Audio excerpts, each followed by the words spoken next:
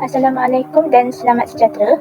Untuk melaksanakan tugasan 2 bagi subjek EDUP 3093 iaitu Falsafah dan Perkembangan Pendidikan di Malaysia, kami akan menerangkan mengenai perkembangan sistem pendidikan di Malaysia serta perkaitannya dengan falsafah pendidikan kebangsaan dan falsafah pendidikan guru.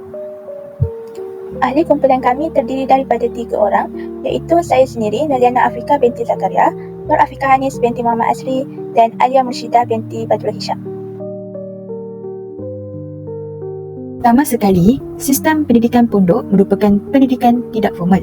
Ia tidak formal kerana sistem pengajaran dan pembelajarannya belum diiktiraf kerana agama Islam baru sahaja berkembang serta kebanyakannya dibuat secara kecil-kecilan. Proses pembelajaran lebih kepada pengajaran kitab suci Al-Quran, tingkah laku tok guru yang menjadi teladan murid dan akhlak-akhlak mulia yang diterapkan ketika pembelajaran berlangsung.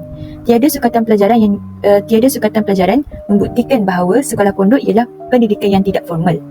Tempoh pengajaran pula ditentukan oleh guru sendiri berdasarkan kepada tahap pengetahuan murid tersebut. Seterusnya, pendidikan vernacular. Kedatangan buruh-buruh dari China dan India yang dibawa masuk oleh British untuk memenuhi tuntutan pekerjaan dalam sektor pelombongan biji timah dan estet-estet getah telah mewujudkan sekolah-sekolah dan sistem pendidikan mereka sendiri, di mana mereka menetapkan sistem pendidikan menggunakan bahasa ibunda kaum masing-masing sebagai bahasa pengantar. Setiap jenis sekolah Melayu, Cina dan India mempunyai sukatan pelajaran yang berbeza mengikut ketentuan tenaga pengajar di sekolah-sekolah tersebut. Sekolah juga dibina di kawasan tertentu seperti sekolah Cina dan Inggeris di kawasan bandar, manakala India terletak di estet-estet. Organisasi sekolah pula diuruskan secara sendiri. Pihak British tidak menyediakan penyediaan vokasional dan teknikal kerana mereka tidak menitik beratkan soal pendidikan di tanah Melayu. Malah, sistem ini dikemukakan hanya untuk menjaga hati rakyat. Oleh itu, terbentuklah sekolah vernacular bangsa Melayu, Cina dan India. Laporan Cheesman disediakan oleh Mr. H.R. Cheesman, Timbalan Pengarah Pendidikan 1946 yang bertujuan untuk membuat satu laporan tentang kurikulum sekolah Inggeris dan vernacular, iaitu untuk membina semula sistem pendidikan demi menjamin setiap jenis sistem persekolahan dapat dikembangkan secara sepenuhnya. Dalam laporan tersebut terdapat beberapa cadangan, iaitu pendidikan rendah iaitu kanak-kanak dapat secara percuma dalam semua bahasa pengantar. Pendidikan peringkat menengah iaitu sekolah pertengahan dan tinggi dapat menggunakan bahasa Inggeris, bahasa Melayu, bahasa Mandarin dan bahasa Tamil sebagai bahasa pengantar. Dan ketiga, bahasa Inggeris merupakan mata pelajaran wajib di semua sekolah vernacular. Namun, rancangan ini gagal kerana ia lebih memberi tumpuan kepada peringkat sekolah rendah sahaja dan mengutamakan bahasa Inggeris sebagai bahasa pengantar di semua sekolah tanah Melayu. Disebabkan tiada sokongan untuk laporan Cheesman, lalu beralih kepada laporan Barnes. L.J. Barnes merupakan pengerusi daripada tahun 1951. Laporan ini bertujuan menyelidik dan memperbaiki pendidikan bagi orang Melayu. Antara cadangan-cadangannya ialah menubuhkan sekolah-sekolah dua bahasa dengan bahasa Inggeris dan bahasa Melayu sebagai bahasa pengantar. Sekolah-sekolah vernacular beransur-ansur ditukar kepada sekolah kebangsaan. Pengajaran agama menggantikan pengajaran jawi di sekolah. Tetapi, laporan Barnes tidak mendapat sambutan baik daripada semua kaum, iaitu kaum Cina dan India berpendapat bahawa laporan Barnes ini menggugat bahasa dan budaya mereka. Bagi kaum Melayu pula, pendidikan Melayu tidak diberikan pendidikan sewajarnya dan hanya menumpang di sekolah Inggeris.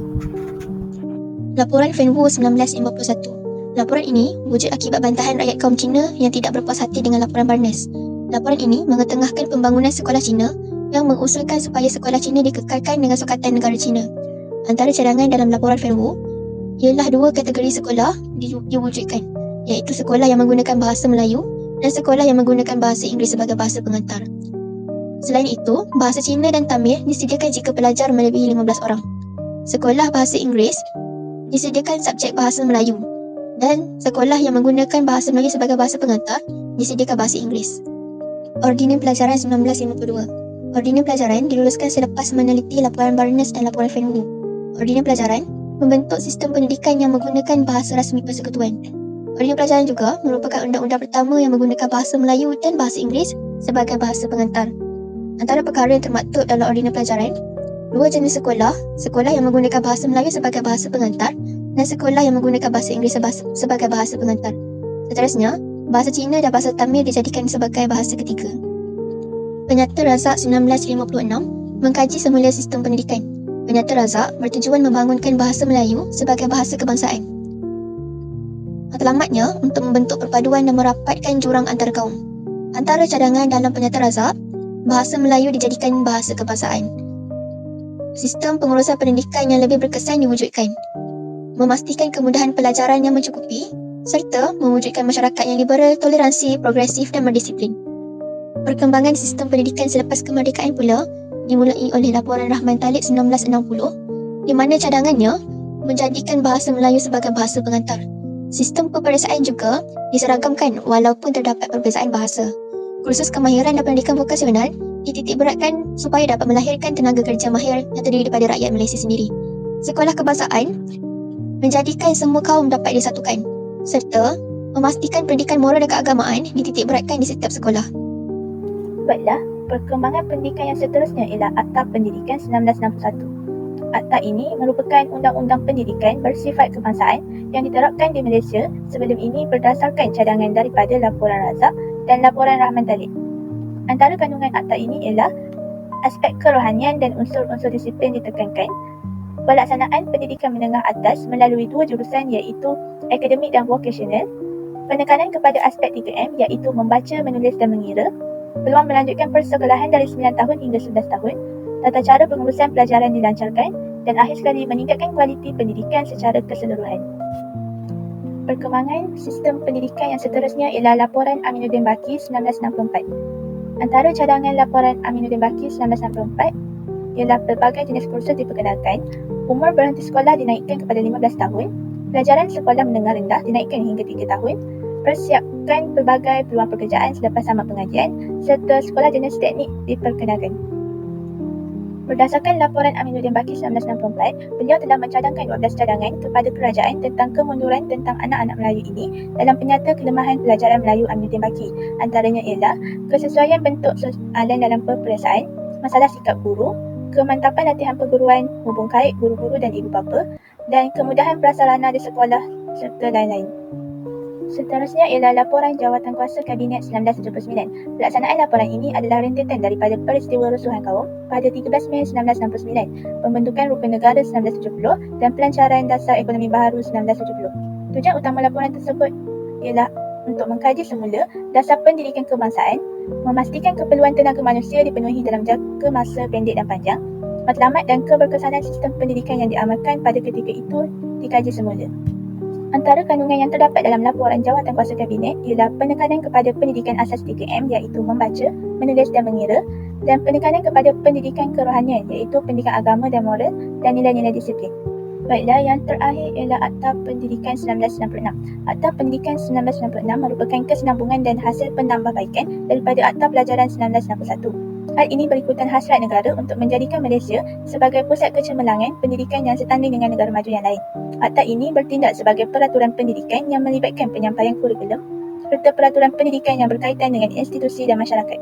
Berikut merupakan tujuan penggubalan Akta Pendidikan 1996. Antaranya ialah sebagai asas dalam memartabatkan bahasa Melayu, panduan untuk menjadikan sistem pendidikan kita lebih sistematik dan mantap melibatkan semua peringkat persekolahan, serta garis panduan dan rujukan utama kepada pelaksanaan pendidikan sejajar dengan perubahan masa.